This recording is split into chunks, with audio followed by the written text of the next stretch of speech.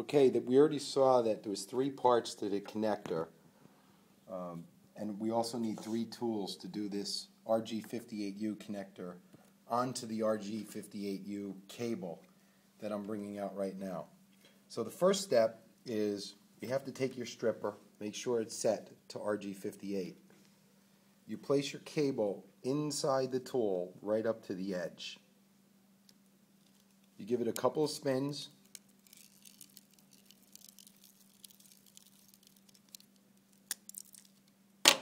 Now I'm going to try to bring this close so you can basically see what the stripper will do. This little piece of coax right here did not actually come out, this outer jacket. So I'll take my little dikes, I'll put those on the cable to just finish that off. Now if you could see, this is what it looks like after it comes out of the stripper. Now for those of you who may not have a stripper, I'll take a measurement on this. And we approximately have 1/2 inch of shield, an outer braid showing, and that center braid, or that center strand, is about 1/4 inch. Once we have that done, we have to peel back the outer braid on the cable.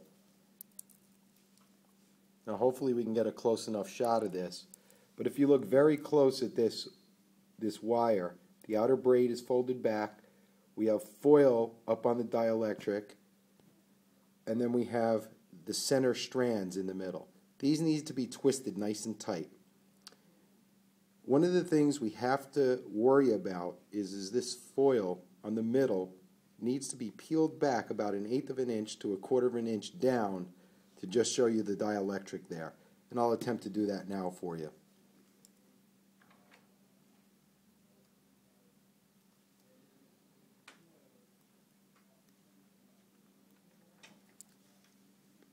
If you look at this cable closely, you will notice that the foil is now peeled back, and you can see 1/4 inch. You can go 1/8 inch as long as that foil is far enough back from the center. Our next step is to put the connector actually onto the cable. So what I'm going to do is, this is the center pin that needs to go on first, this little brass pin. I can see that this is slightly too long. If I match it up here, it probably won't fit in there all the way, so I'll just trim a little bit off. Our next step, which is very tedious, is we have to fit this connector on to this wire.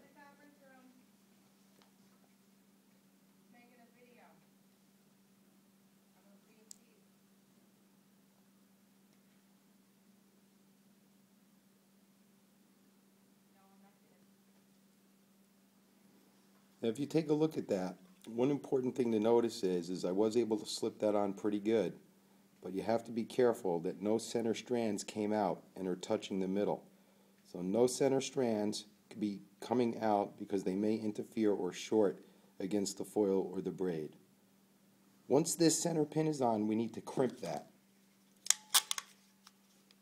Stick it in your crimper in the small port, push it in, crimp down, and hold it for about 2 or 3 seconds. I always test this part by tugging slightly on here to make sure that the center has been crimped on to that center strand nice and tight. Grab the head of the BNC connector, and now you slip it right through and allow that center pin to come out. Now when you push this in, you should hear a click to let you know that the connector is good. If you don't hear the click and you can pull this out, that means something's wrong.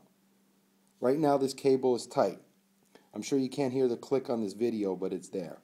Fold up your braid around the outer side, and then you put your outer piece and you crimp that onto the connector as well, just like a standard BNC.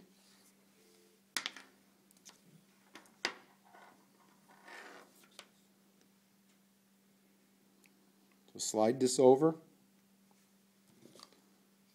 put it back into the connector under the 58 portion, and crimp down. I always crimp all the way to the edge to make a nice neat connector. And when you're done, the connector should look something like this. No strands around the outside, no strands coming out here, and everything nice and tight. You can see that center pin came through nice and tight, and that's pretty much how to do a 58 connector.